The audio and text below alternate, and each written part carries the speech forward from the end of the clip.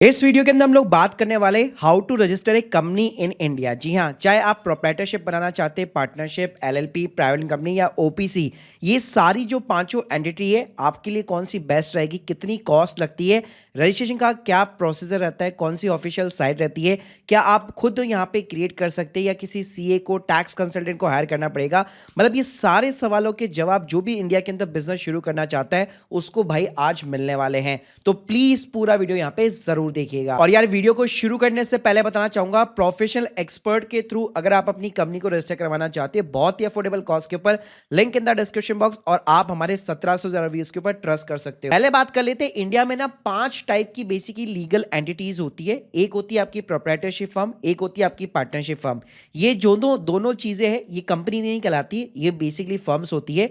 बाकी जो एलएलपी है, प्राइवेट कंपनीज है या ओपीसी है, ये तीनों ही जो है सेंट्रल गवर्नमेंट के थ्रू, मिनिस्ट्री ऑफ जो कॉर्पोरेट अफेयर्स है उसके थ्रू रजिस्टर होती है। तो सबसे पहले बात कर लेते हैं प्रोप्राइटरशिप फर्म के बारे में। हमारे इंडिया के अंदर जो कोई भी नया बिजनेस शुरू करता है, बहुत ही छोटे स्केल लेवल पे अपने आइडियाज को टेस्ट करना चाहता है, वो हमेशा ही जो है इस एंटिटी के साथ में यहाँ पे स्टार्ट करता है। अगर मैं प्रोप्राइटरशिप फर्म की यहाँ पे बात करूं तो फर्म का कोई स्पेसिफिकली रजिस्ट्रेशन नहीं होता है। आपको सिंपली जो है बैंक के अंदर जाकर करंट अकाउंट ओपन करना पड़ता है, लेकिन उसके लिए आपको 2 लीगल एंटिटी सर्टिफिकेट प्रेजेंट करने पड़ते हैं। प्रोप्राइटरशिप के अंदर अगर मैं इन सर्टिफिकेट की बात करूं तो 2 काफी ज्यादा पॉपुलर सर्टिफिकेट है। एक है एमएसएमई जिसको उद्यम का सर्टिफिकेट बोलते हैं, और एक है आपका जीएसटी का सर्टिफिकेट। तो जिन लोगों को नहीं मालूम, एमएसएमई का सर्टिफिकेट आप free of the cost apply कर सकते हैं। उद्यम की वेबसाइट है, इसके ऊपर भी मैंने डिटेल वीडियो बना रखा है। आपके पास में सिर्फ पैन कार्ड होना चाहिए, आधार कार्ड होना चाहिए, अपनी बेसिक से बिजनेस की इंफॉर्मेशन देनी है, और विदाउट एनी अप्रूवल जो है आपका इंस्टेंटली सर्टिफिकेट वगैरह भी जनरेट हो जाता है। वहीं पे अगर मैं जीएसटी की भी बात करूं तो जीएसटी में भी अलग से फर्म का कोई रजिस्ट्रेशन कराने की जरूरत नहीं है। As a proprietor, as a individual, आपका जो पर्सनल पैन कार्ड है उसी नाम पे आप जीएसटी की एप्लीकेशन के लिए अप्लाई कर सकते हो। और यहाँ पे भी कंप्लीटली ऑनलाइन प्रोसीजर है, आप खुद चाहो तो खुद भी यहाँ पे डेफिनेटली इस चीज के लिए अप्लाई कर सकते हो। और चाहे मैं उद्यम की बात करूं या जीएसटी की बात करूं, दोनों के अंदर गवर्नमेंट के कोई भी यहाँ पे चार्जेस नहीं है। इसके अलावा प्रोप्राइटरशिप फर्म में अगर आप जीएसटी नहीं लेना चाहते तो आपका जो लोकल एक्ट होता है, शॉप एक्ट लाइसेंस जिसको बोलते हैं, और कई स्टेट के अंदर इसको हम लोग गुमस्ता और ट्रेड लाइसेंस भी बोला करते हैं, उसके लिए भी आप अप्लाई कर सकते हो।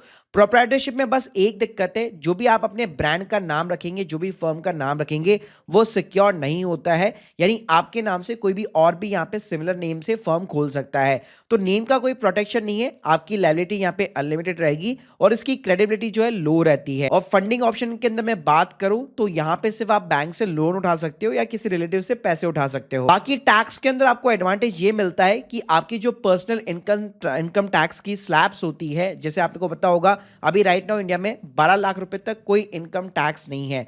तो सेम अगर आपके बिजनेस का प्रॉफिट सब कुछ मिला करके इसके नीचे है तो आपको अपनी जेब से कोई भी इनकम टैक्स पे नहीं करना है। बाकी अगर आप जीएसटी नंबर लेते हैं तो वो जीएसटी भी जो है आपको अपने कस्टमर से रिकवर करके गवर्नमेंट को पे करना है। प्रोप्राइटरशिप फर्म की अगर मैं मेंटेनेंस कॉस्ट की यहाँ पे बात करूं तो एक बार जैसे अगर आप जीएसटी ले लेते हो या उद्यम ले लेते हो, तो अगर मेंटेनेंस कॉस्ट में आपको कंप्लायंसेस के अंदर साल में एक बार इनकम टैक्स रिटर्न फाइल करनी है, और उसके लिए अगर आपके पास में जीएसटी नंबर है तो आपको क्वार्टरली बेसिस पे रिटर्न फाइल करनी पड़ेगी। तो भाई जो भी यहाँ पे सिंगल ओनर है और अपने आइडियाज को सिर्फ टेस्ट करना चाहता है इनिशियल लेवल के ऊपर, तो वो बेस्ट है प्रोप्राइटरशिप के साथ में शुरू कर सकता है। नेक्स्ट जो होती है वो होती है बेसिकली पार्टनरशिप फर्म, जिसके अंदर 2 को फाउंडर्स होते हैं। इसके अंदर रजिस्ट्रेशन का प्रोसेस बड़ा ही सिंपल रहता है। पहले ना आपको ये स्टैम्प पेपर के ऊपर पार्टनरशिप डीड बनानी पड़ती है। जैसे आप स्क्रीन के सामने देख सकते हैं, इस टाइप की डीड होती है, जिसके अंदर बेसिकली पार्टनर्स के जो भी रोल्स होंगे, जो भी परसेंटेज होगा कि 50-50 करना है, 60-40 करना है, और जितनी भी टर्म्स एंड कंडीशन होती है वो सारी जो है स्टैम्प पेपर पे मेंशन होती है, और दोनों पार्टनर यहाँ पे साइन करते हैं। और जैसे ये स्टैम्प पेपर के ऊपर प्रिंट हो जाती है तो उसके बाद में आपको रजिस्ट्रार और ऑफिस जाना पड़ता है। वहां पे बाकायदा आपका पार्टनरशिप फर्म का रजिस्ट्रेशन होता है, और उसके बाद में आप चाहो तो यहाँ पे जो है पैन कार्ड के लिए अप्लाई कर सकते हो। पार्टनरशिप फर्म में एक चीज का ध्यान रखिएगा कि पार्टनरशिप फर्म में पैन कार्ड ना अलग से बन के आएगा, आपका पर्सनल पैन कार्ड नहीं चलेगा जैसे प्रोप्राइटरशिप फर्म में चल रहा था। आपको अलग से फर्म के नाम पे पैन कार्ड अप्लाई करना पड़ेगा। और जो रजिस्टर ऑफ फर्म्स है उसके साथ वैसे रजिस्ट्रेशन ऑप्शनल है, लेकिन बेटर रहेगा अगर आपको रजिस्टर करानी है तो पार्टनरशिप का आप रजिस्ट्रेशन करा सकते हो। इसके अंदर अगर मैं कॉस्ट की बात करूं तो वैसे अगर गवर्नमेंट फीस वगैरह जो है स्टैम्प पेपर वगैरह के अंदर लगती है, पैन कार्ड के भी चार्जेस लगते हैं, तो 2 से 5 हजार के अंदर आप प्रोफेशनल हेल्प के साथ में भी क्रिएट करवा सकते हो।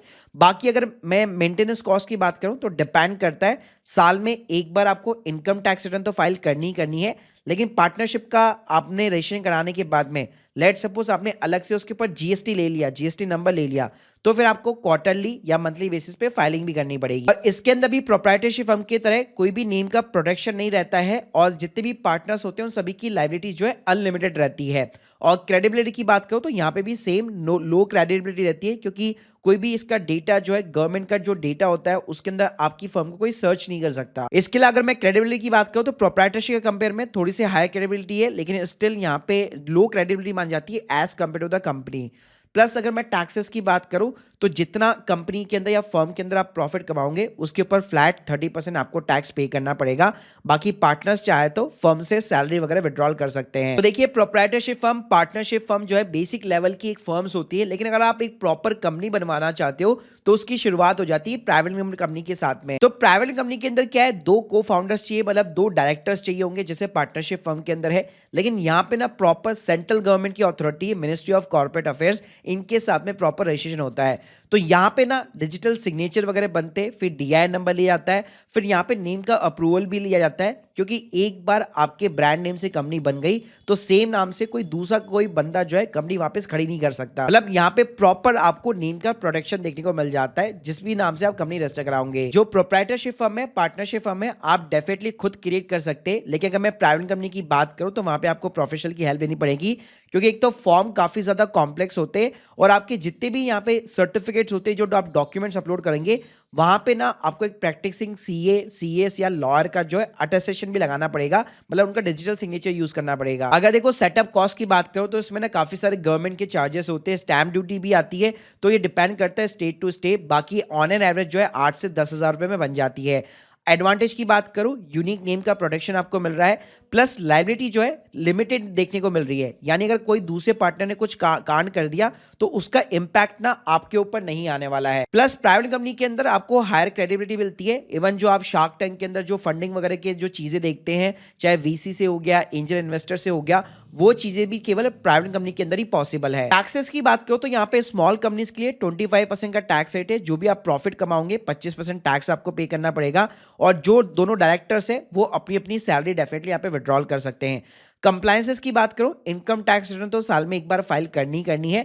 बाकी यहाँ पे एडिशनल कंप्लायंसेस और होते हैं कि आपको एक सीए को हायर करना पड़ेगा और कंपलसरी आपको एक स्टैट्यूटरी ऑडिट वगैरह डेफिनेटली करवानी पड़ेगी। साथ में यहाँ पे आपको balance sheet, P and L account, trading account ये सब बनवाने पड़ेंगे और एमसीए को भी यहाँ पे रिपोर्ट करना पड़ेगा। साथ में अगर आपने जीएसटी नंबर लिया हुआ है तो जीएसटी की भी आपकी क्वार्टरली और मंथली बेसिस पे फाइलिंग होगी।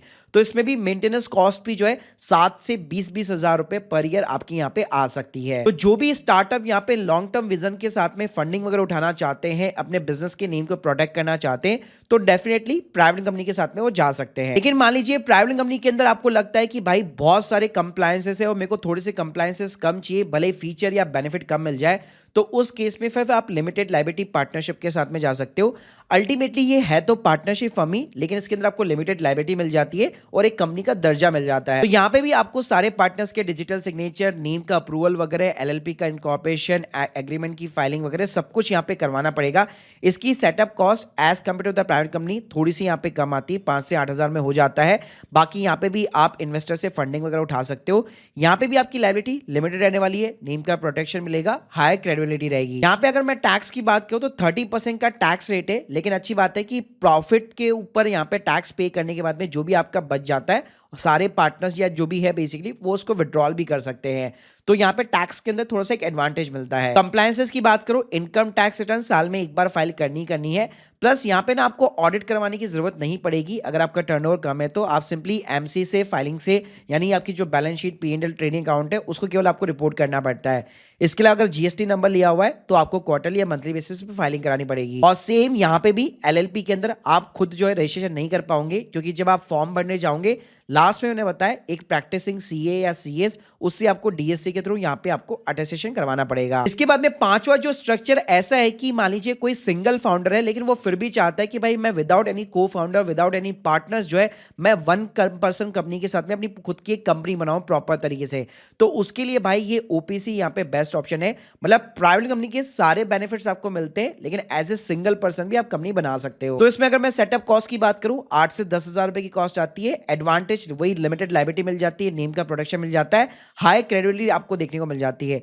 इसके अंदर ध्यान रखिएगा, फंडिंग आप दूसरे वीसी वगैरह से यहाँ पे उनको आप ऐड नहीं कर पाएंगे, बैंक लोन से आपको फंडिंग उठानी पड़ेगी।